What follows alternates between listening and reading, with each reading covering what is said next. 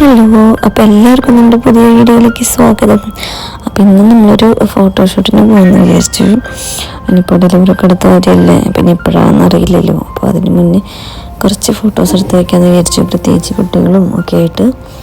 അപ്പോൾ അതിനുള്ള സ്ഥലമൊക്കെ തപ്പി ഇറങ്ങണം കേട്ടോ. അപ്പോൾ നല്ല വെയിലുള്ള കാലാവസ്ഥയാണ്. അപ്പോൾ എവിടെ പോകണമെന്ന് അറിയില്ലെന്ന് ഇറങ്ങുമ്പോഴേക്കും ആകെ വേർക്കാണ്. അപ്പോൾ ഇത്തിരി തണലുള്ള സ്ഥലം കണ്ടപ്പോൾ എന്നാൽ ഇവിടെ ഇറങ്ങാമെന്ന് കരുതി. അപ്പോൾ ചെറിയൊരു പാർക്കൊക്കെ ഉണ്ട്. അപ്പോൾ കുട്ടികളൊന്ന് എൻ്റർടൈൻ ചെയ്യുകയും ചെയ്യാം. അപ്പോൾ അങ്ങനെ നമുക്ക് നമ്മുടെ കാര്യം കിടക്കാം. അങ്ങനെ അവരെയും കൂടി ഒന്ന് ഹാപ്പി ആക്കിയല്ലേ നമ്മൾ നടക്കുള്ളൂ. അപ്പോൾ നമ്മുടെ മെയിൻ ഫോട്ടോഗ്രാഫറാണ് കേട്ടോ എല്ലാം ഇടുന്നത്. നമുക്ക് എല്ലാവരും കൂടിയിട്ട് ഒന്നിച്ച് പറ്റില്ലല്ലോ, കുട്ടികളും കൂടെ ഉള്ള കാരണം, പിന്നെ വെയിലും ഒക്കെ ആയിട്ട്.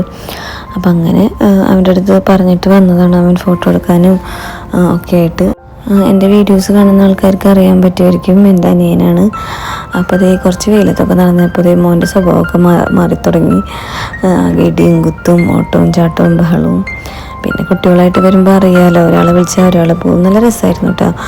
എന്താ പറയുക, ഇതൊക്കെ ലൈഫിലൊരിക്കൽ മാത്രം നടക്കുന്ന കാര്യങ്ങളല്ലേ. പിള്ളേരൊക്കെ വലുതായി കൊണ്ടിരിക്കുകയാണ്. അവരെ കളികളും കുറുമ്പുകളും ഒക്കെ പതുക്കെ കുറഞ്ഞുകൊണ്ടിരിക്കുകയാണ്. അപ്പോൾ എങ്ങനെയാണോ പോസ് പറഞ്ഞു കൊടുക്കുന്നത്, നേരെ ഓപ്പോസിറ്റായിട്ടാണ് എല്ലാവരും നിൽക്കുന്നത്.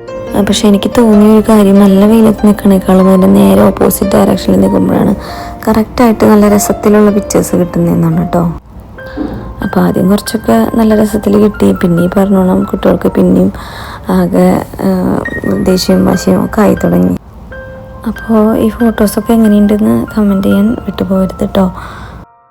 അപ്പോൾ നിലത്തേക്ക് വിടാൻ പറ്റില്ല കുട്ടികളെ, അപ്പോൾ ഓടും വെച്ച് കഴിഞ്ഞാൽ അങ്ങനത്തെ സ്ഥലമാണ്. ഓടാനും ഇത്തിരി സ്പേസ് ഉണ്ട്, പിന്നെ വെയിലുമാണ്, അങ്ങനെയൊക്കെ. അപ്പോൾ കിട്ടണവരെ വെച്ചിട്ട് അങ്ങോട്ട് എടുത്തു. ഞാനും ചേട്ടനായിട്ട് കുറച്ച് പിക്ചേഴ്സ് എടുത്തു, പിന്നെ അമ്മയായിട്ട് വന്നിട്ടെടുത്തു. അങ്ങനെയൊക്കെ മോള് അതിനനുസരിച്ച് നിൽക്കുന്നുണ്ട്. ചെറിയ രണ്ടാളാണ്, അങ്ങോട്ടും ഇങ്ങോട്ടും ഓട്ടവും കാര്യങ്ങളൊക്കെ. അത് കഴിഞ്ഞ് കഴിഞ്ഞാൽ പിന്നെ വീട്ടിൽ ചെന്ന് നോക്കുമ്പോഴായിരിക്കും അയ്യോ ഞാൻ എവിടെ അമ്മയെ ചോദിക്കുക. കുട്ടികളായിട്ട് പോകുമ്പോൾ നല്ല രസമല്ലേ. അപ്പം അങ്ങനെ പിന്നെ കുറച്ചൊക്കെ കിട്ടിയിട്ടോ. എന്നാലും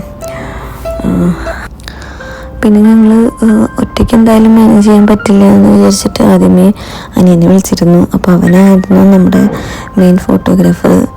പക്ഷെ അവനീ പറഞ്ഞ പോലെ ഫ്രെയിമും കാര്യങ്ങളൊക്കെ നോക്കും.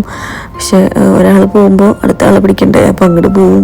ഇങ്ങനെയൊക്കെ ആയിട്ട് അങ്ങനെയായിരുന്നു സത്യം പറഞ്ഞു കഴിഞ്ഞാൽ. പിന്നെ ഓരോ പോസിന് ട്രൈ ചെയ്യുമ്പോൾ അപ്പോൾ പിള്ളേരുടെ പൊസിഷൻ തെറ്റും.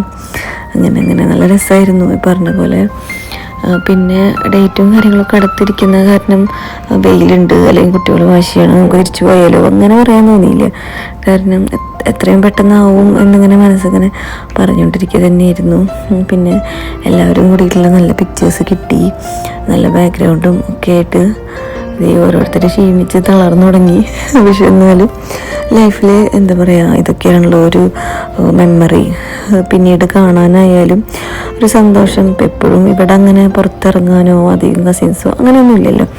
അപ്പോൾ ഇടയ്ക്കൊരു രസം. പിന്നെ പാർക്കൊക്കെ ഉള്ള കാരണം ലാസ്റ്റൊക്കെ ആകുമ്പോഴേക്കും കുട്ടികൾ തന്നെ സെറ്റായി. പിന്നെ അത് കഴിഞ്ഞിട്ട് ഞങ്ങൾ പോണ വഴിക്ക് ഐസ്ക്രീമും കാര്യങ്ങളൊക്കെ മേടിച്ച് പിള്ളേരെ ഓക്കെ ആക്കി എടുത്തു.